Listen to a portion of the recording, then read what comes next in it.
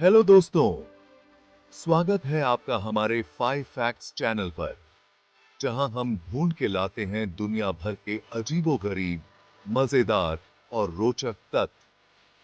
आज हम बात करने जा रहे हैं दुनिया की 5 अनोखी परंपराओं के बारे में, जिनके बारे में जानकर आप कहेंगे, ये क्या सच में ऐसा होता है? कहीं लोग नदी में तैला कर रहे हैं, तो कहीं एक दूसरे पर टमाटर फेंक रहे हैं। हर देश का अपना अलग ही स्वैग है भाई।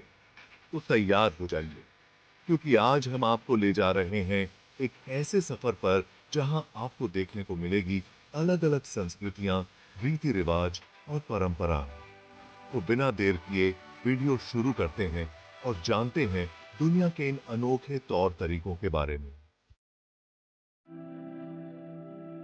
सबसे पहले चलते हैं थाईलैंड, जहां हर साल नवंबर में मनाया जाता है लॉय क्राथोंग फेस्टिवल। अब ये फेस्टिवल है थोड़ा हटके।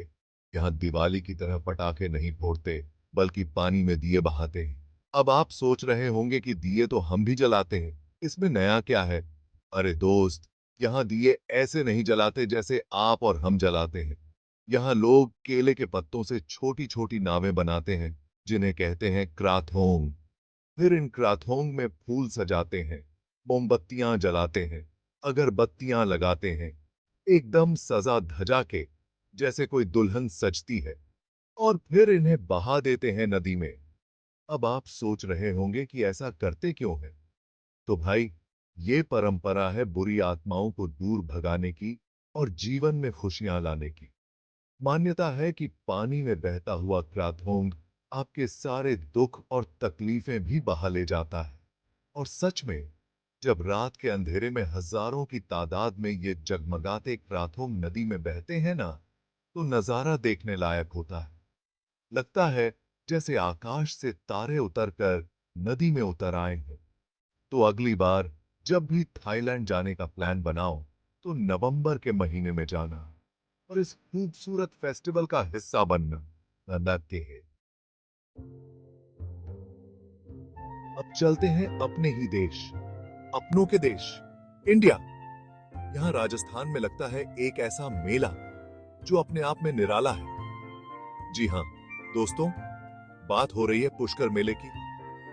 अब ये पुष्कर मेला कोई आम मेला नहीं है, ये है ऊंटों का मेला। यहाँ दूर दूर से व्यापारी आते हैं अपने अपने ऊंटों को लेकर। कोई बेचने आता है, कोई खरीदने, तो कोई अपने ऊंट का जलवा दिखाने। और ऊंटों का जलवा भी देखने लायक होता है। सारे के सारे ऊंट सजे धजे, रंग बिरंगे कपड़ों में लदे हुए। कहीं ऊंटों की दौड़ लग रही होती है, तो कहीं उनकी सजावट की प्रतियोगिता। लेकिन पुष्कर मेला सिर्फ ऊंटों तक ही सीमित नहीं है। यहाँ राजस्थानी संस्कृति की पूरी झलक देखने को मिलती है। लोक संगीत, नृत्य, खान पान, हस्तशिल्प, सब कुछ देखने को मिलता है। तो अगर आप भी राजस्थान की संस्कृति को करीब से देखना चाहते हैं, तो पुष्कर मेला आपके लिए एकदम परफेक्ट जगह है। बस ध्यान रहे, ऊंट की सवारी करते वक्त थोड़ा संभल कर, क्योंकि ऊंट भाई साहब थोड़े झटके देते हैं। चैप्टर 3। अब चलते हैं थोड़ा दूर, सूरज उगते देश, जापान। जापान में मनाया जाता है ओबॉन फेस्टिवल, जो है पूर्वजों की याद में एक खास उत्सव। मान्यता है कि इस दौरान पूर्वजों की आत्माएं वापस अपने घर लौटती हैं। तो उनका स्वागत करने के लिए घरों के बाहर लालटेन लगाई जाती हैं, जिन्हें कहते हैं चोचिन। ये चोचिन रात के अंधेरे में जगमगाते हैं और पूर्वजों की आत्माओं के लिए रास्ता दिखाते हैं। इसके अलावा मंदिरों में खास प्रार्थनाएं की जाती हैं, नृत्य किए जाते हैं और पूर्वजों को पसंद थे वैसे पकवान बनाए जाते हैं। ओ बॉन फेस्टिवल दिखाता है कि जापानी संस्कृति में परिवार और पूर्वजों का कितना सम्मान है। यहाँ लोगों का मानना है कि मृत्यु के बाद भी अपनों से नाता नहीं टूटता, बल्कि एक अलग रूप में बना रहता है। तो अगर आप भी जापानी संस्कृति के रंगों में रंगना चाहते हैं, तो ओ बॉन फेस्टिवल देखने जरूर जाइए। और हाँ, वहाँ की फेमस सुशी और रामेन खाना मत भूलना। चैप्टर 4। अब चलते हैं स्पेन, जहां होता है एक ऐसा फेस्टिवल जिसमें लोग एक दूसरे पर रंग नहीं बल्कि टमाटर फेंकते हैं। जी हाँ दोस्तों, बात हो रही है ला टोमाटिना की। हर साल अगस्त के महीने में स्पेन के बुनोल शहर में हजारों लोग इकट्ठा होते हैं और एक दूसरे पर टमाटर फेंक फेंक कर मजे करते हैं।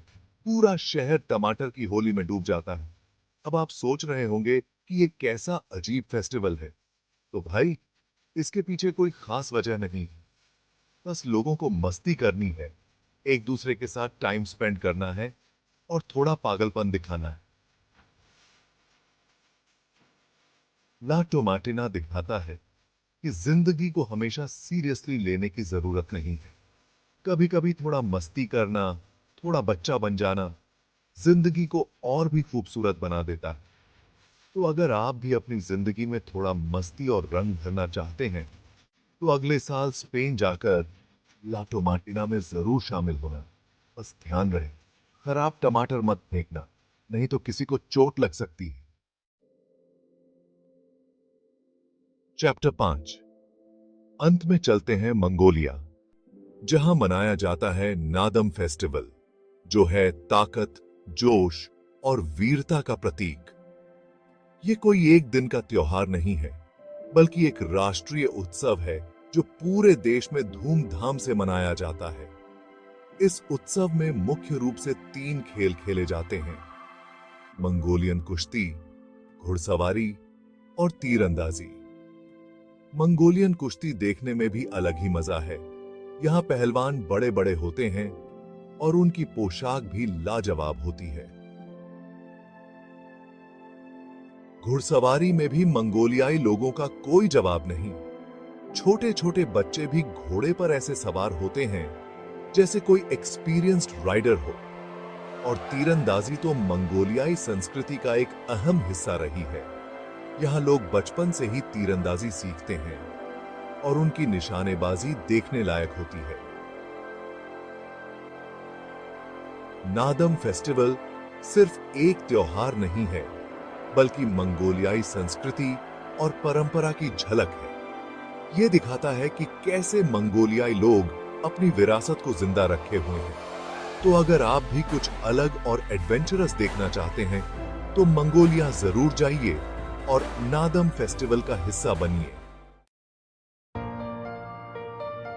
ओथ्रो। तो दोस्तों, ये थी दुनिया भर की 5 अनोखी परंपराएं। उम्मीद है आपको ये वीडियो पसंद आया होगा। अगर हां, तो लाइक करना मत भूलना और अपने दोस्तों के साथ शेयर करना भी मत भूलना। और हां, चैनल को सब्सक्राइब करना तो बिल्कुल मत भूलना, ताकि आपको ऐसे ही मजेदार और रोचक वीडियो मिलते रहे। मिलते हैं अगले वीडियो में, तब तक के लिए अलविदा की सी है। ओमी ये सारी दीजिए।